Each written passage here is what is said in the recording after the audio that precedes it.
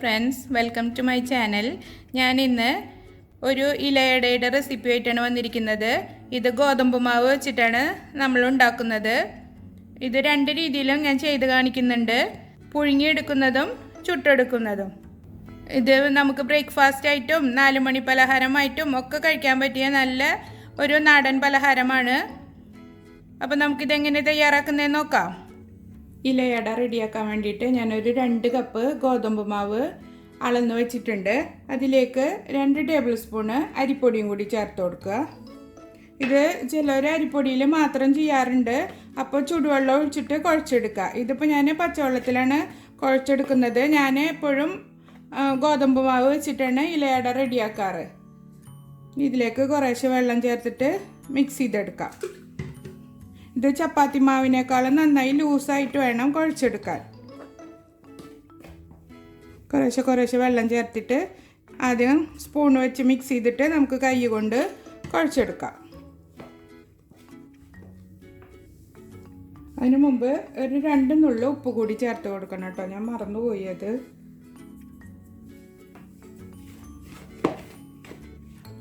ഇനി നമുക്ക് കൈ കൊണ്ട് നന്നായി കുഴച്ചെടുക്കാം. കുറേശ്ശെ വെള്ളം ചേർത്തിട്ട് നന്നായി കുഴച്ചെടുക്കുക. നല്ല ലൂസായി തന്നെ കുഴച്ചെടുക്കണം. മാവ് ഞാൻ നന്നായി കുഴച്ചെടുത്തിട്ടുണ്ട്. നല്ല ലൂസാക്കിയിട്ടാണ് കുഴച്ചെടുത്തിരിക്കുന്നത്. ഇനി നമുക്ക് ഇതിനുള്ളിലേക്ക് വെക്കാനുള്ള ഫില്ലിങ് റെഡിയാക്കിയെടുക്കാം. ഒരു 2 കപ്പ് തേങ്ങ ഞാൻ ചിരകിയെടുത്തിട്ടുണ്ട്. അതിലേക്ക് ഒരു കപ്പ് ശർക്കര പൊടിച്ചത് ചേർത്ത് കൊടുക്കുക. ഞാനൊരു 3-4 അച്ച് ശർക്കര ഗ്രൈൻഡറിലിട്ടിട്ട് പൊടിച്ചെടുത്തതാണ്. ഇനി അത് ഇതിലേക്ക് ചേർത്തിട്ട് നന്നായി കൈകൊണ്ട് തിരുമ്മി മിക്സ് ചെയ്തെടുക്കുക.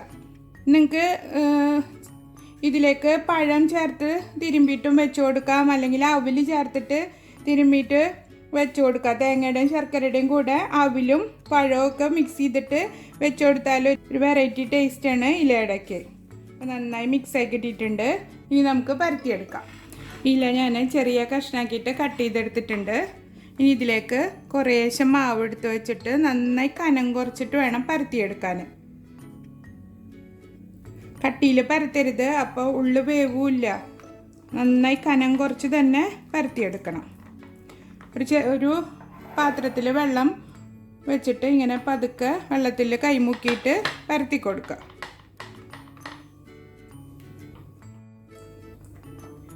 തേയാതെ വരികയാണെങ്കിൽ കുറച്ചും കൂടെ മാവ് ഇട്ട് കൊടുക്കുക. ഇതിങ്ങനെ ഫില്ല് ചെയ്ത് കട്ടി കൂടുതൽ തോന്നുന്ന ഭാഗത്തു നിന്നൊക്കെ ചെറുതായി പരത്തി കൊടുത്ത് കൊണ്ടുവരിക. എന്നിട്ട് കൂടുതലുണ്ടെങ്കിൽ ഇങ്ങനെ എടുത്ത് മാറ്റിയാൽ മതി.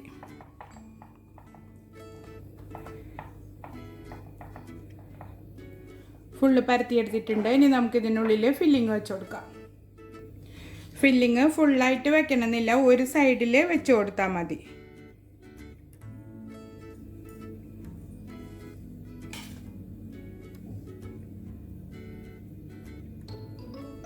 ഇതിപ്പോൾ ശർക്കരയ്ക്ക് പകരം പഞ്ചസാര വെച്ചിട്ടും ചെയ്യാവുന്നതാണ്. 2 രീതിയിൽ ചെയ്താലും നല്ല ടേസ്റ്റാണ് ഇതിന്.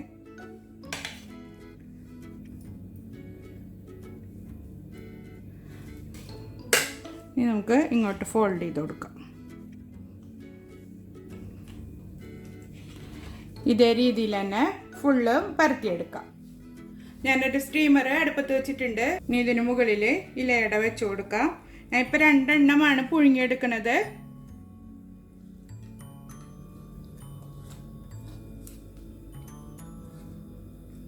വെച്ച് കൊടുത്ത് മൂടി വെച്ചിട്ട് ഒരു 20 മിനിറ്റ് വേവിച്ചെടുക്കാം.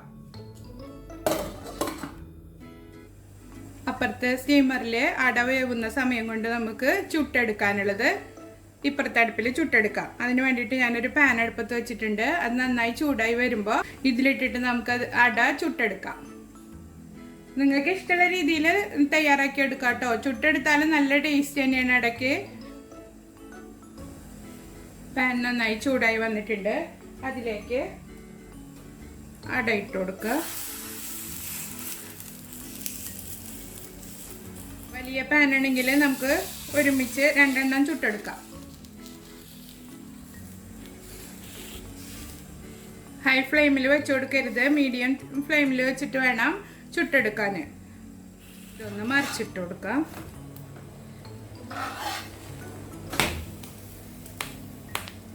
ഇതാ ഈ സൈഡ് നന്നായി മുരിഞ്ഞ് വന്നിട്ടുണ്ട്. കണ്ട ഇല അതുമെന്ന് വിട്ട് കിട്ടുന്നുണ്ട്.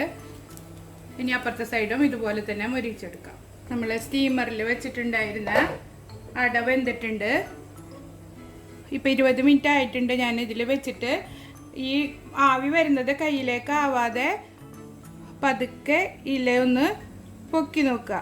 അപ്പോൾ വിട്ട് വരുന്നുണ്ടെങ്കിൽ ഇത് വെന്തിട്ടുണ്ടെന്നാണ് അർത്ഥം. കണ്ട ഇപ്പോൾ ഇത് നല്ല ക്ലിയർ ആയിട്ട് വന്നിട്ടുണ്ട്. ഇനി നമുക്കിത് സ്റ്റീമറിൽ നിന്ന് എടുക്കാം. നല്ല ക്ലിയർ ആയിട്ട് ഇലയിൽ ഒന്നും പിടിക്കാതെ കിട്ടിയിട്ടുണ്ട്. ഇനി നമുക്ക് ഈ ഇല പതുക്കെ ഇങ്ങനെ വലിച്ചെടുക്കാം. അപ്പോൾ 2 സൈഡും ഒരുപോലെ മുരിഞ്ഞിട്ടുണ്ട്.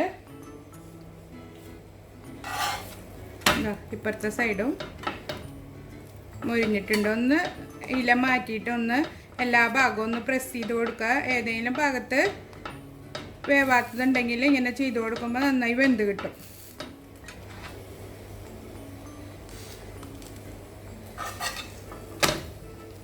നമ്മൾ 2 രീതിയിലും തയ്യാറാക്കിയെടുത്ത അട രണ്ടും റെഡി ആയിട്ടുണ്ട്. എല്ലാവരും ട്രൈ ചെയ്ത് നോക്കണം. ഇഷ്ടമാവുകയാണെങ്കിൽ എൻ്റെ ചാനൽ സബ്സ്ക്രൈബ് ചെയ്യാനും ഷെയർ ചെയ്യാനും മറക്കരുത്.